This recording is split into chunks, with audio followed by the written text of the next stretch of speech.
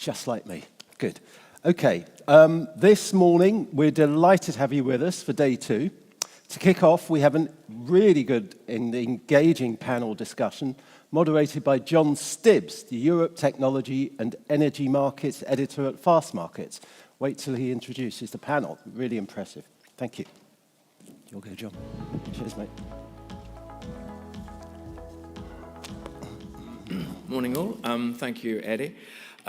Yes, as Eddie says, I'm the Europe Technology and Energy Metals editor. Thanks all for getting up so early on the last day. Appreciate it. I hope, I don't know if there's any heavy heads out there, but thank you for being here. So firstly, can I introduce our panel? So if you'd like to come up and then introduce yourselves, we've got Rolf and Susanna and Daphne and Chris. Thank you.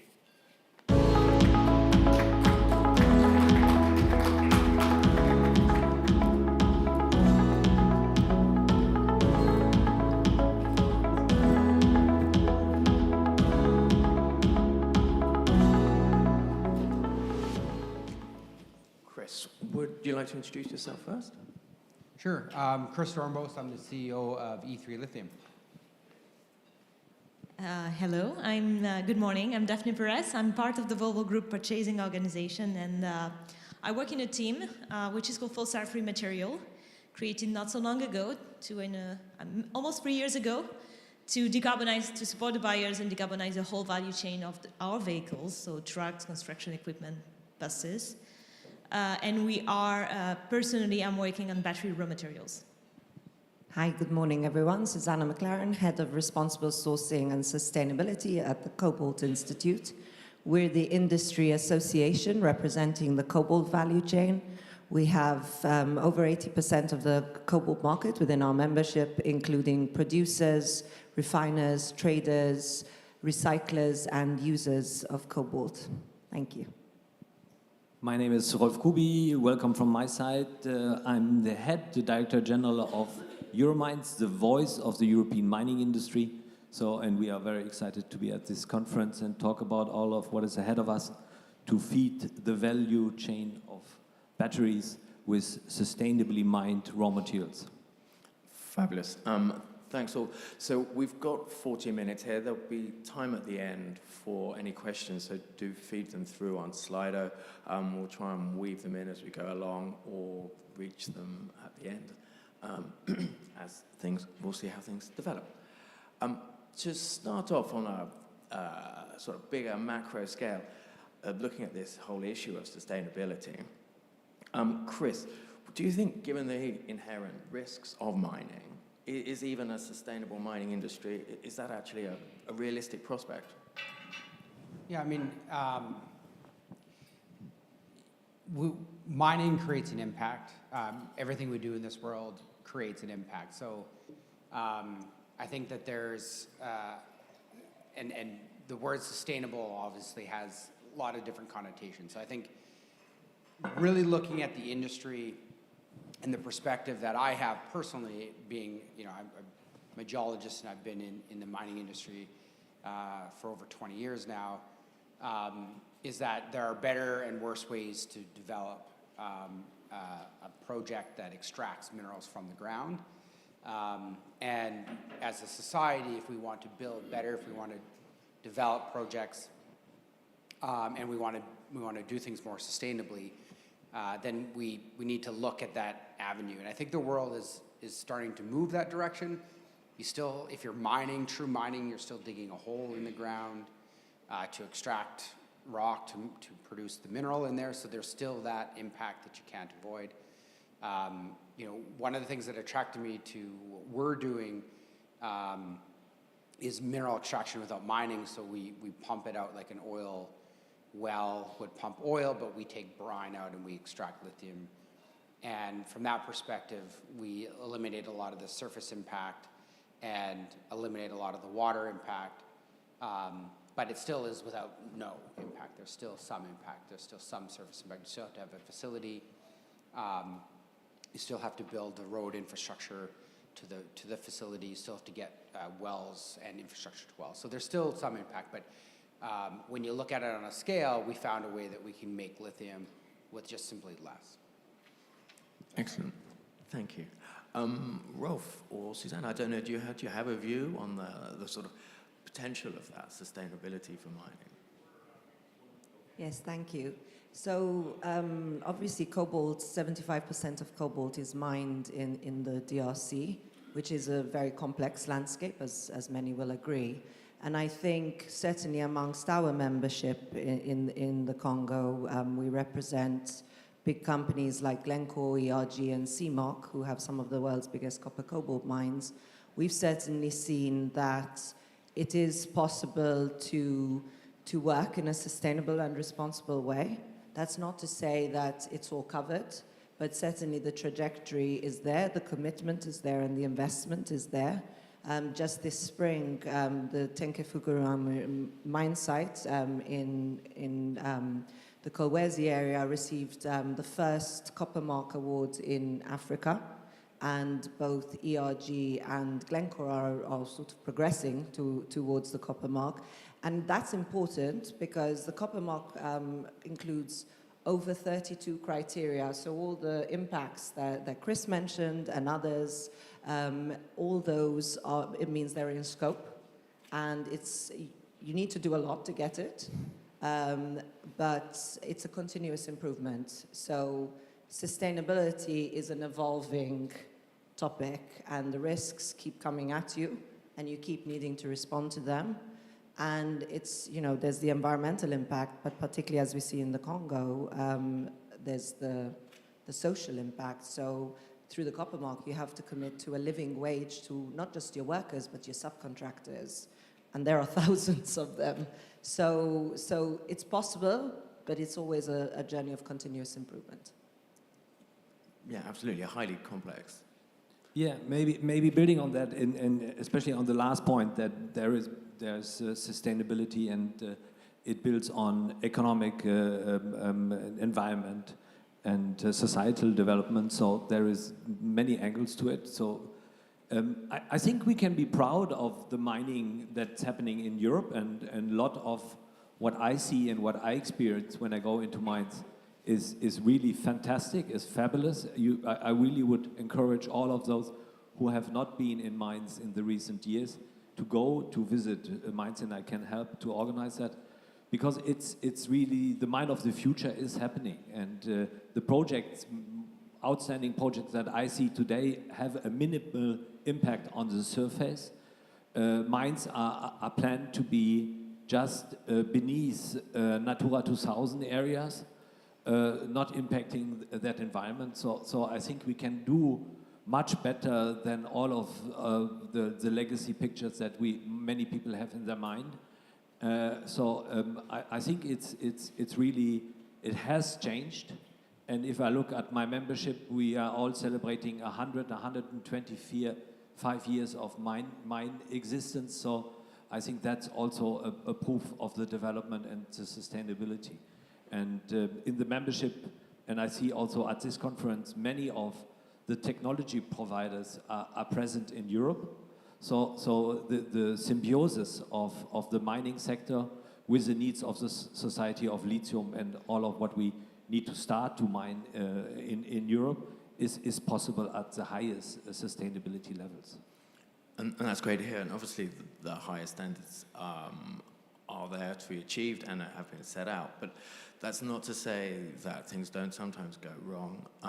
Daphne, if I can turn to you, what are the reputational risks for consumers or along the supply chain for where there is an issue that develops within the mining sector?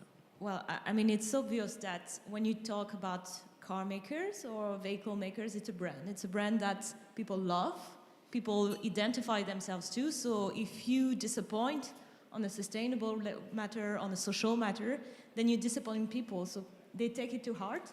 And the one who will be pointed out, it's us, OEM first. Even though we are just repeating the effect, we might have missed something in our risk evaluation. So there's a high reputational risk, not only to our customers, but also to our, of course, shareholder, investors, and internally in terms of the company. When in Volvo, sustainability is really a key message that all of us in the company are carrying with us in our work. So if we fail on this, we fail also as a company. Yeah, absolutely, and of course, Volvo especially is held up as an exemplar of these goals. There's a whole array of legislation that needs to be navigated around the policy environment, both in Europe and in the rest of the world. How do you set yourselves up in order for your members in terms of the trade bodies to negotiate around the RA, CRMA, and the various other legislative rules that are being established? Rolf, perhaps if you could. Yes, I think first we need to recognize there's a huge need for raw materials in the transition from a fossil-fueled society to decarbonized society. So we are changing to different set of commodities. So there is an enormous need to combat climate change through ramping up infrastructure with raw materials. So, and this need is reflected in the policies. And that's the paradigm shift that we are seeing today, that really policymakers see the need of securing sustainably mined raw materials from the ore to the recycling to really express that this is a full value chain approach that we need to take. And the CRMI and also the IRA are addressing the key issues of the mining sector, of the raw material sector in total. So there is a need for securing a coherent policy framework and having timelines to markets through clear permitting expectations so that you can have a business case. And you need the IRA, the financing, where there are bottlenecks and where there are needs to de-risk investments. And for us, it's all of the different investments, mining, processing, and recycling, that should be in the focus. But one key element is exploration. So we need to largely de-risk exploration, because I hear that there is an enormous need of securing the investments in the future. And just to use one figure that is well known to most of you, it's you need 1,000 exploration projects to open one mine. So if we want to have the mines of the future being found and opened, then we need to really boost our exploration. Thank you. And Susanna, perhaps you could discuss the situation in terms of standards that your members in particular need to face within the cobalt sector. Thanks. So what we're seeing today is very much that much of the regulation, particularly at European level, so whether that's the EU batteries regulation, the CRMA, or the sort of cross-horizontal legislation, the Corporate Sustainability Due Diligence Directive, they all place some degree of reliance on sustainability, or some might call them ESG standards. And therefore what we've seen is that standards that previously were voluntary or a tool for access to markets, such as if you want to do work with Volvo or with BMW or others, it's now become hard law. So this is quite a step change, and this applies, just to say, not just to cobalt. It applies to all the battery raw materials and others. And what we're seeing is that as this agenda has emerged, and there has become more reliance on standards, both by companies and by regulation, with also civil society now seeing that that's happening, that this is becoming this pivotal thing. So civil society also weighing in and making sort of judgments on what's the right standard, what's not the right standard, because they realize otherwise everything crumbles if these standards aren't good. So what's the knock-on effect on certainly the cobalt industry? But again, I would say this is certainly from talking to my peers, this is a common issue to the minerals sector, is that we are seeing a very crowded standards landscape, very complex to navigate. And what we are seeing is different companies differentiating themselves by asking for different standards. And whilst they all have some common basis, they're all based on, you know, international authoritative frameworks, they all address very important issues, they do add a lot of burden to the industry when different companies are asking for different standards. And therefore, it means that a lot of time that should be spent actually managing human rights and environmental impacts is spent walking auditors around and reporting back to companies through SAQs, but mostly the audits. And then you have an additional layer where a third-party certification might not be enough, and you have custom audits, which are another layer, and I'm sure there are nods in the room that many of you have experienced this. So what we see as the need here, and something we've been very vocal on, and we initiated a dialogue very much on this, is there is a need for more pragmatism. There is a need for credible and ambitious landscape, but it needs to be practical and implementable. It needs to be able to bring along not just the ones who are already at gold star level, but the ones who are entering as well. And it needs to be a dialogue. It can't be that an OEM just comes and says, you will do this. It needs to be a shared discussion on challenges, opportunities, what's feasible now, what's feasible in 5 years' time. And it also needs, and something that the EU has really, we're very positive about, that has introduced more through the CSDDD than the EU battery regulation, is the need for shared responsibility in contracts. And we really advocate for shared responsibility across the value chain so that it isn't do this or else, but let's work in partnership and let's find a way to share the burden and take responsibility together. Thank you. Thank you. And following on from that, naturally, leading on to the first questions here on Slido, so thank you for that. Does responsible mean more expensive in terms of raw materials? So these, meeting these standards that are required, it obviously bears costs. Someone is going to need to bear these costs. Daphne, perhaps you could discuss where you think the cost burden ought to sit, who should be carrying it? Well, I think that we are all in a transformation journey. So there's not only the extractive, the refining, or the OEMs. We all have a cost additional to do this transformation. So it's not one who bears the cost more than another. I think it's very sad that in our markets and society, we put a premium on doing things right.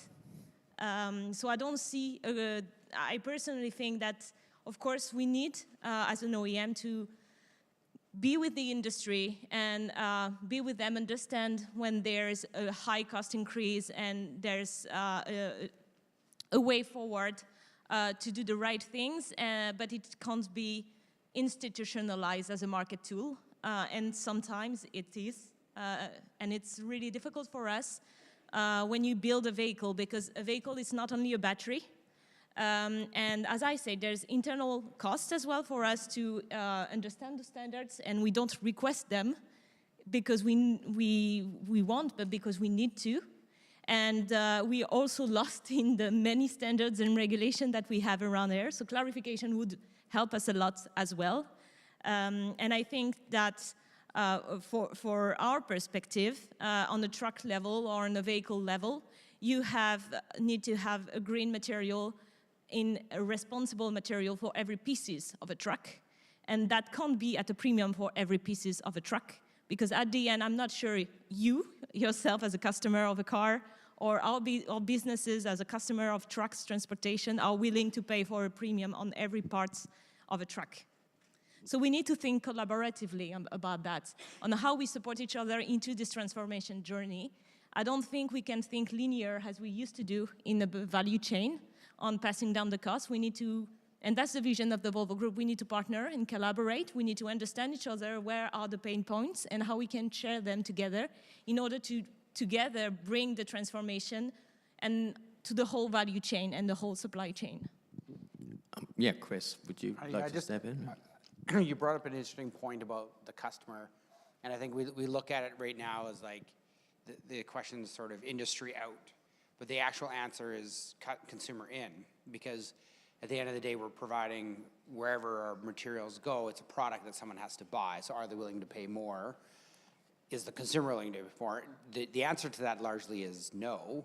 Consumer habits aren't necessarily driven by a sustainable directive. So, you know, when you look at it from a mining perspective, I find this fascinating because I talked about mineral sustainability my entire career, but you get outside the sphere of that geology or that mining people work in, and you ask somebody who has no connection to the industry about mining, there wasn't a lot of social consciousness around it until it hit a consumer product directly, which is the electrification brought into very clear focus the necessity to mine, to build batteries, and that conversation has been significantly louder than it ever has been socially, at least from my perspective. So, you know, maybe that translates to a better social consciousness about paying more for the product if people start hearing more about where the source of the materials are. And obviously it's a conversation that's out there, because one of the key negative sentiments around electric vehicles is the impact of the minerals that are going into it. So yeah, I think that you know, the other factor here is the Chinese side of this coin, which is, you know, it is more expensive to do anything in North America and Europe than it is to do it in China. So when you're looking at that aspect and a cost perspective, you know, where does sustainability lie, and sourcing of those products, and who's responsible for that as well? And it's, you know, that web gets very, very complicated very quickly. Complicated indeed. And how about from a European perspective? How do you see it, Rolf? I think we agree that a sustainable product is not only in its performance sustainable, but also in its composition of raw materials, be it a hairdryer or an EV. So that means that there needs to be a cooperation of the whole value chain, from the mining to the recycling, to absorb the sustainability costs and requirements that we all stand for in the society. So there is a fundamental relations that needs to be built between the stakeholders. So this is where we come in and say, yeah, that there needs to be a securing of sustainably mined raw materials from an ESG and due diligence perspective, which has an additional cost that we cannot absorb through economies of scale. 50 years ago, you would have simply doubled your installation, and then you would have absorbed all additional OPEX costs. Now we are very confronted with high OPEX costs that needs to be secured. Look at green steel with the hydrogen route, and producing green steel is definitely in need of a premium. And we see that the steel sector is in a crisis, also linked to the transformation that's happening. And nobody can wish that these projects are not going to be realized, because we need to provide the green steel for all of the downstream applications. So I really encourage us to have a strong dialogue between the different players along the value chain, from the mine to the recycling, to secure that societal ambition that we have, because we all need to prove that we are part of the society and providing solutions to the society. And now to come to the consumer or the taxpayer, sure, there is an impact on all of this, but that's also because we need to be honest about what we are doing. Yes, indeed. And thank you for that. We've touched upon potential bottlenecks along the sustainable supply chain. Susanna, perhaps you could give your perspective on where you see the biggest issues developing. Well, I think it's an easy one to comment on in cobalt. I think geographic concentration, the geology is what it is, and predominantly we find the material. Our two biggest producer markets are the Congo and Indonesia, both complex countries, very different countries, but both with their own inherent complexities. But that's where it's going to come from. You know, I mean, you can't have a green transition if you don't factor the Congo and Indonesia into the mix. So I like to think about, like, what can you do to address your bottlenecks rather than what are the bottlenecks. And in this case, I think you need to engage in these countries. You need to understand the countries. You need to not be afraid of the countries. We see particularly, I lead very much on relations, the Congolese government relations. I spend a lot of time there. And just demystify, go there, understand the market, and start to understand what the companies are doing there. Many of our members will take their, their customers around their sites. We've even taken journalists, media analysts, probably some of you in the room today, and others to visit.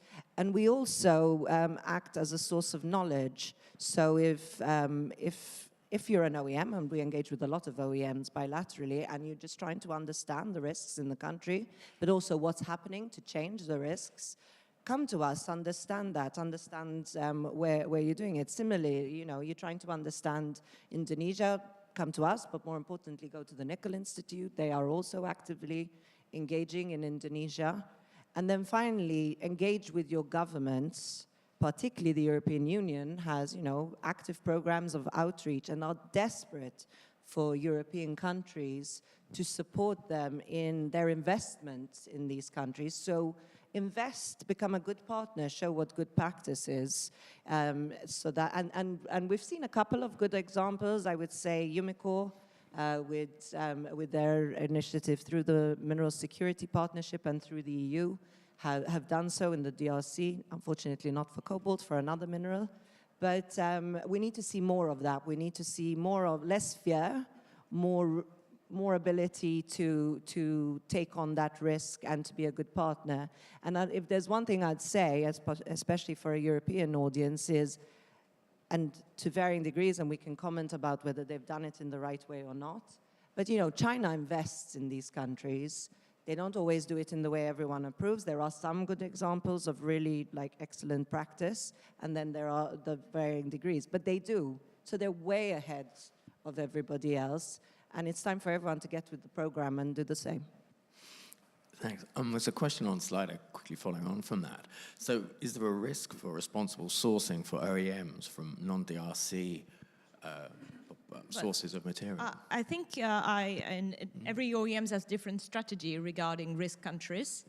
But I join a bit Susanna, is that we can't exclude countries and we can't focus on regions. We are talking a lot about the cost. I think creating these exclusions of materials is increasing your cost and the prices in the market. So it's not a good thing for us at all. So of course it's difficult that there's no more diversification from DRC, but we are not against the DRC material. What we want is to bring better standards in DRC. What we want is better standards in Indonesia, India, for all raw materials that comes in.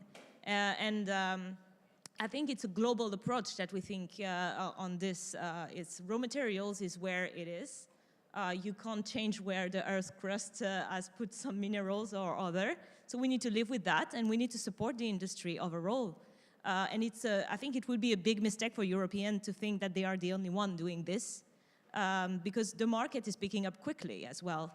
So competition is coming at the door on responsible sourcing as well, and that's what we see. So we need transparency, collaboration, data, to show that, first of all, for us as OEM to understand what is really a good project versus another, what is greenwashing or not, and also for us to be able to support in a good way. I think that the message is not to say that there's not going to be any support from OEMs. We're not bad guys, but we're not banks either. I think we've been supporting the industry for our goods and for the goods of the value chain and the transformation, but we are not investors per se. We are a producer of vehicle. So we want to also have a sustainable supply chain and offer economically, socially, and environmentally. And we need to offer that to our customers, and that's what they are looking for. I think that something that you said, Daphne, a bit earlier about the transformation, like where the industry is today with the necessity and the social consciousness around all of these minerals that we have to start producing to get into these batteries.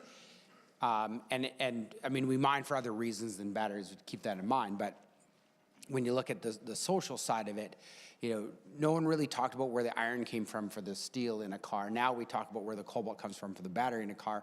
And that conversation has dramatically changed.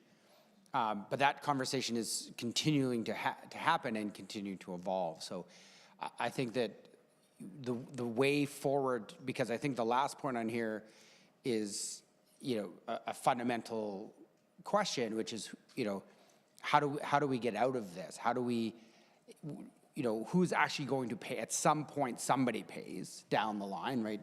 Someone makes less profit, or the consumer pays more, or a combination of things, but somebody pays more if the mineral is extracted in a place that pays higher wages, has more environmental sustainable permitting, that all increase the cost. And if you want that source of material, and I think what we really need to do, I think what's going to happen inherently is there's going to be a shakeup of, and it's not going to happen overnight, it's going to be a slow journey towards a shakeup of how we mine and how we extract minerals, because we're going to start moving towards more sustainable projects. And, you know, even just look at ours, like I've been in the mining industry my whole career. We're not going to mine for what we're making. That was a conscious decision that we made. We could have, you know, we had opportunities to, like, as you're saying, geology is where it is. You go to where the minerals are. So we could have gone to where minerals were to mine hard rock sources, but we chose to chase a technology development that enabled us to unlock a resource that's nascent so that we can hopefully extract it more sustainably. That was a conscious choice we made because of where the minerals were going. And those, we're not the only ones doing this by a long margin. A lot of people are looking at electrification of mining fleets, or, you know, finding minerals in locations where infrastructure is already available. Those sorts of decisions are being made because there is a push and a drive to be more sustainable. But, you know, we all have to, I think your point is 100%. We all have to share somehow, and we have to cut up that pie. And the risk of mining is so high that, you know, that investment is often lost. So you need bigger returns, and there's, you know, all of those factors that come into play. Just one because time is almost up. We need to secure ESG and due diligence compliant investments everywhere in the world, because that's the model that we are there to, and we need to protect it against any kind of attack that might happen, be it through geopolitical reasons, be it through dumping or any other kind of actors that don't play along the rules that we want to see. And it's not with a traditional trade policy, it's a philosophy that we all need to subscribe, because otherwise we will not survive. Not the solar industry, not the wind industry, not the EV producers, nobody will survive the change. Thank you very much for that. One last question, Daphne. Just quickly looking a little further upstream, what's the difference between sourcing secondary materials to the sort of primary mined materials we've been discussing? Well, I think there's some materials where it's easier than others. Batteries is definitely not the easy side. But because it's immature, the availability is not there. There's a lot of question marks on the quality and how do we mix it to be back into the value chain of the battery. But I think, and I used to work in the steel industry, and I really always thought that the strength of Europe compared to its competition is urban mining, and the fact that we have developed such a great collection and scrap and great network of used scrap in stainless steel especially.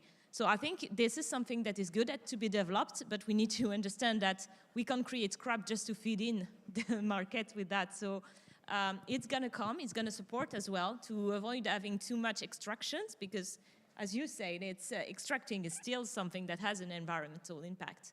And it needs to grow, and we need to learn on that. Does it need to go back directly to batteries, or can we value it into another industry as well? I think it's a reflection that we are still all having today when it comes to secondary materials. Yeah, can I just add to that? Of course. I think from a responsible sourcing perspective, secondary material is just as important as primary material. And I think people often get caught up on sort of the greatness about recycling, you know, that it's obviously environmentally positive, but you also need to think about the impacts it creates. There's a lot of e-waste sitting in places like Ghana, being, you know, mined by waste pickers, very hazardous, that can enter supply chains. We've just done a whole project looking at the responsible sourcing risks of secondary cobalt that has sort of validity for many other minerals, because obviously the batteries, the minerals are all together. So we see this as a really big risk that needs to be, it's not insurmountable, it's one that you can manage, but it needs to be at least recognized. And I don't think there's been enough talk about the risks, you know, and some of the unintended consequences of secondary material. So it needs to be on everyone's radar, and you need to be conducting your environmental and human rights due diligence just as you would for primary material. And on that note of not enough talk, I'm afraid we've run out of time. So thank you very much all, Ralph, Susanna, Daphne, and Chris. That was a fascinating discussion. Thank you.